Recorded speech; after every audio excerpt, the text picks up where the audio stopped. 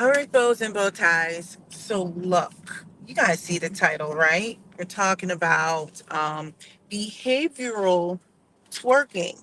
Okay, we're going to talk about the behavioral twerking because see, this is what I see in reality TV. Now, I must say this: I have taken a backseat to watching most reality TV shows. I think the only one I really watch right now is Survivor and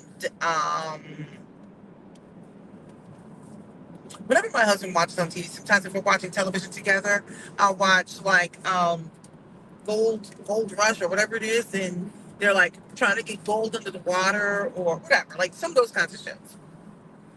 But the only one I really watch is Survivor. And even that has some things that could be fixed, right? Because the people on Survivor know how to pull off these, like everybody looks for these idols, they look for these things, whatever, like that. But it still does not compare to the behavioral twerking that is done on Black reality TV.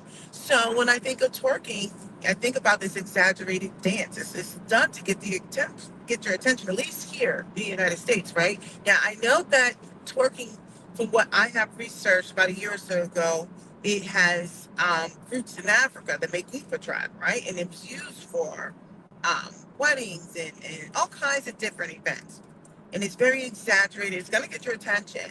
But see, the behavioral, see, I think I came up with a new definition. I have these notes myself. So I said, but behavioral twerking is intentional and exaggerated. It's used for, it's like you're going to seek attention. You're seeking attention with your behavior and you're looking for social settings, validation. Now, what I want to do is I just want to talk about it for a second because when you're on these reality television shows, at least the Black ones, there's this formula. There's a formula. And what happens is it's not really reality anymore. So the first thing I want to do is talk about how many points did I write down? One, two, I think I have like four main points. So the first one I want to talk about is the image. It's like, especially when I see Black women, it's like we are exaggerating the beauty. It's like we're not even showing, when you talk about reality, these aren't regular women. These are caricatures, these are personas. These are exaggerated features that could be put in like a cartoon or something, right? You've got women, like I said, they all have the same wig. They all have the same, I don't know, 20-inch bust down or 50-inch bust down. I don't even know what they call it. The same bust down wig, right? They all got the same weird edges. I still don't know why that's a trend, but everybody's doing the same edges or whatever, right? But everyone's got the same wigs. Everyone's got the same drag queen makeup. You know, it's so exaggerated that it doesn't even look like the person. It's like, it looks very like drag. So actually, these women who are actually, in my opinion, very pretty are looking more like almost like men in a way because it's like so much exaggeration. When I think about drag queens, they have to exaggerate, right? Because their features generally, from what I have seen, I could be wrong. I've been wrong before, I'll be wrong again. But they typically have very masculine features. So they have to exaggerate certain things, to give the appeal or the illusion of being very feminine. So when I look at these women, and I look at the Black women in particular, because I'm not going to say that this is only Black women doing it. I'm just talking about the women in my community. I'm a Black woman, right? Well, these women, they go to these extremes. They get these bust down wigs, you know, there's the baby hair gate. I don't know why there's this thing with baby hairs. But for the more mature women, they don't do a whole lot with the baby hairs. But like they got these bust downs, you know. On some of these shows, like you got like it's like BBL gate. It's like everybody's got like the same booty, and everyone has like the same. It's like I don't know, like exaggerated makeup. The lashes are lashing so much that I'm like, can I see your eyes? I mean, like the same extreme nails, like. And actually, the women don't look very soft at all. Some of them will, but a lot of them, like, look, it's giving me like this drag queen, like, quality because there's so much. It's like this overcorrection or something. You got women wearing foundation that's not really their color because some of them don't like who they are. So they're trying to lighten themselves. You've got and the whole image of what the woman's gonna look like is crazy. Um, the image of the woman is a lot of times very ratchet. It's like even like in the behavior. Anyway, so that's typically what we're gonna get, right? Gone are the days where you can have like a show called Living Single, where they just want to giggle and they want to show their professions and just their overall life, something silly, like people getting together and having a good time, cracking jokes, right? Now, granted, they had like certain I guess, people who filled certain roles. You had Regine was the sex goddess. You've got Max was the lawyer. You've got Khadijah, who was like the magazine owner, like smart, practical one. You've got I'm drawing a brain down, but the one who was kind of like the dingbat, right? You had the men. At least they weren't shown and like they were shown to be like men, right? They weren't feminine. They showed them. You got one who was blue collar, one who was a lawyer. You know, they had a nice cross section of men, stuff like that. Gone are the days of just having a scripted show or anything that shows us in multiple facets, right? We didn't write content for us to drag each other. We didn't do that. The women that were on television at the time, they weren't looking like they were going to perform on a show. Like I can see if you're on Broadway or something, or like what they call small stage, you have to exaggerate your makeup. But see, when I look at the behavioral working, like even just like what's happening, like it's like they all do the same thing. Let me move on. Number two, we're going to do these exaggerated personas, which really touches on the behavior, I mean, the image and exaggerated beauty. It's like we always got to have one person who's angry or the pot stirrer. I think about Married to Medicine.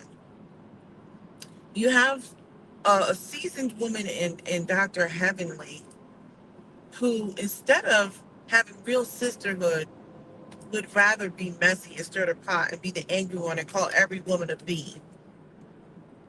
Like, this is what we've gotten to. She has had a full on transformation too, and there's nothing wrong with having a glow up, but instead of nurturing women, she'll say she's helping, and then as soon as they don't follow hook, line, and sinker right away because it's a process for some people. They're this, they're that. She's one of those people who will proliferate the business people that she's so called claims to be friends with or whatever, right? So just because somebody puts their business out there doesn't mean you have to talk about it. What kind of friend is that? What kind of mentor is that? What kind of sisterhood is that? So these are the things with these exaggerated personas. And then you've got like the materialistic one. You always have one who's going to be extremely materialistic. You can go on any reality TV show and you can find somebody on there. Especially on black reality TV shows, it's like they're not used to having anything, so they want to talk about everything that they have. This is Gucci. This is this. You know how many like high end designers are not in the mouths of black people because they don't want us wearing their stuff anyway. They don't want us wearing their items. Sorry, my lanyard just popped off. So, with that being said, I'm like, these reality TV stars, it's wash, rinse, repeat. So you got the person who's materialistic, you got the pot stirrer, because if you don't have a pot stirrer, how are you gonna have a good show? And then you gotta have your Jezebel, the one who's overly sexual. Wash, rinse, repeat.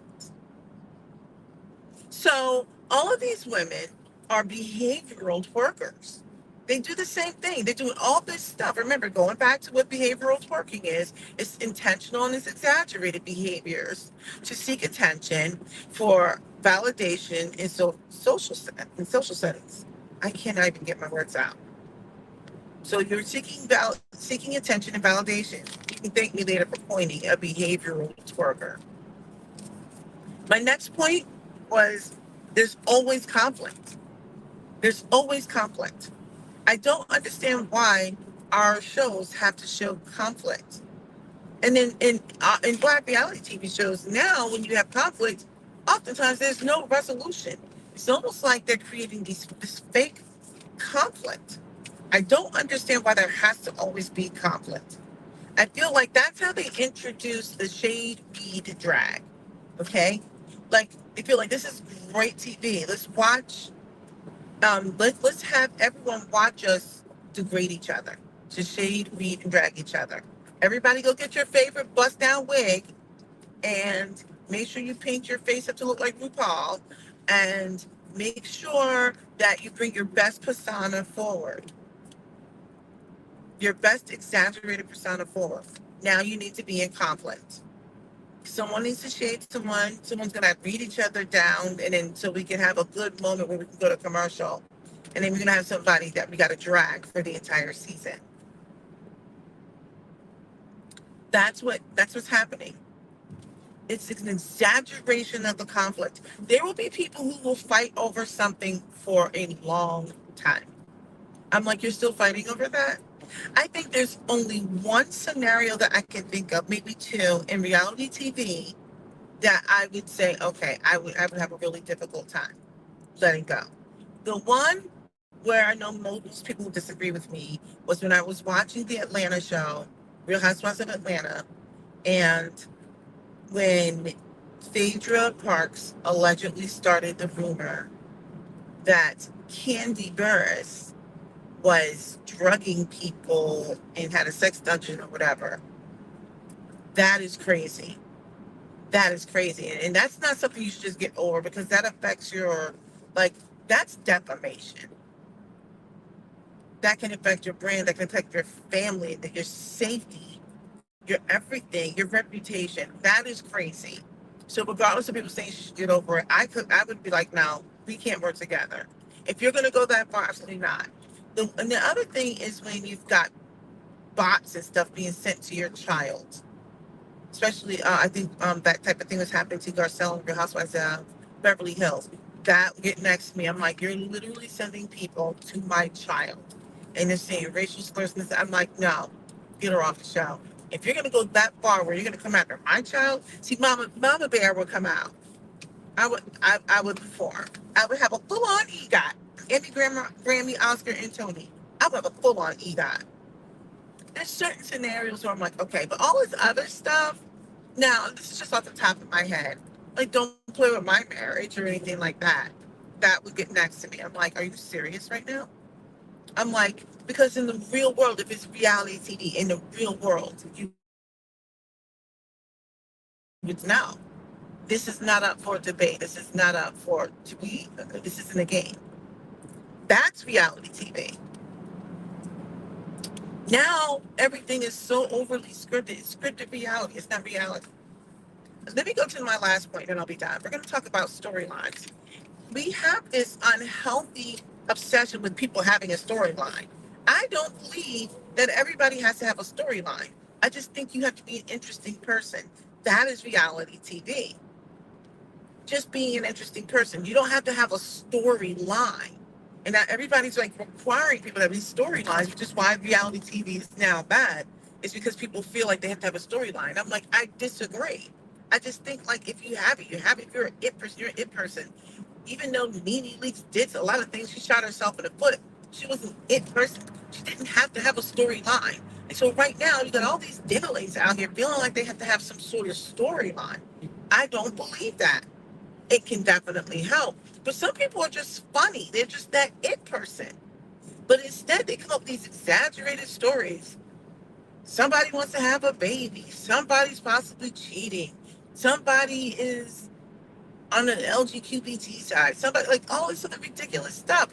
Why can't people just be themselves? That is reality TV. It should not be based off of having a storyline. So people are getting more and more creative every year, coming up with things. The alleged fake robbery in Beverly Hills and all this other stuff like that. This is the kind of stuff that makes it now like really, it makes it not fun to watch these franchises. And that's, well, granted, I'm supposed to be talking about black reality TV and I brought in Beverly Hills. The point I'm making is like they spent a whole season talking about Bolo on Real Housewives of Atlanta. I'm like, I could care less who that chick is doing. It's her business. I don't think she should be doing it, but they made it into a whole big thing. And then people have all this conflict. People have all these fake fights. And I'm like, why are you fighting? Anyway, I feel black reality television has become nothing more than one gigantic behavioral twerking session.